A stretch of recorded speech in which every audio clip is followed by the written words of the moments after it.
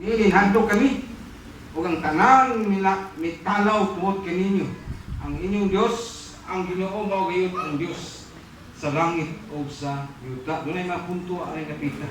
So siguro sa atong panahon karon, no? Ato para panahon karon kay daghan gid ang mga tao karon nga wa mo kaila og Dios, no? Sama ta kay kaila kag Dios, no? Nga nakahibalo sa ta kung usa ang Dios nga atong gilagaran. Dios na siya nga gamhanan kaayo, no? O nakita siya sa atong matag-adlaw nga pagabuhaton. Muna dili kita makalikay o dili kita makalimot o dili siya kita makaikyas. Sa kung yung nga wala makita kanako ang Dios, pero mismo sa ato ang ginatudlo karon ginabasa diya sa Josue kapitulo 2, no?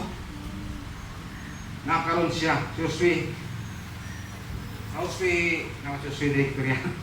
Pero nasulat kayo sa balang kasulatan, no? Kung nasa gayon ang atong Diyos na hinunduman nato kay sunan, no? Sa gisulti ka nato o sa Deuteronomy po, diya sa Deuteronomy atong hinunduman. Nagkwanta sa silang, no? Yung start gusto mong tawag ka ng matawag nato pang mayong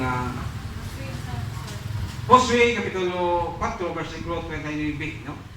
Ingon nga nasa sa taas pag matuod nga atong Dios karon naagid siya sa itaas. Kini siya nga pagtulun-an, no? Magkapahatag nimo gayud kini og masaligan o pamatuod nga ang Dios nato nga atong gilagaran naagid siya sa itaas kanimo.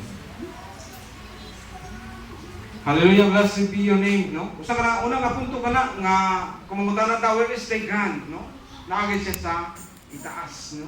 Naagid siya sa babaw nga naga lingkod o nasa siyang trono,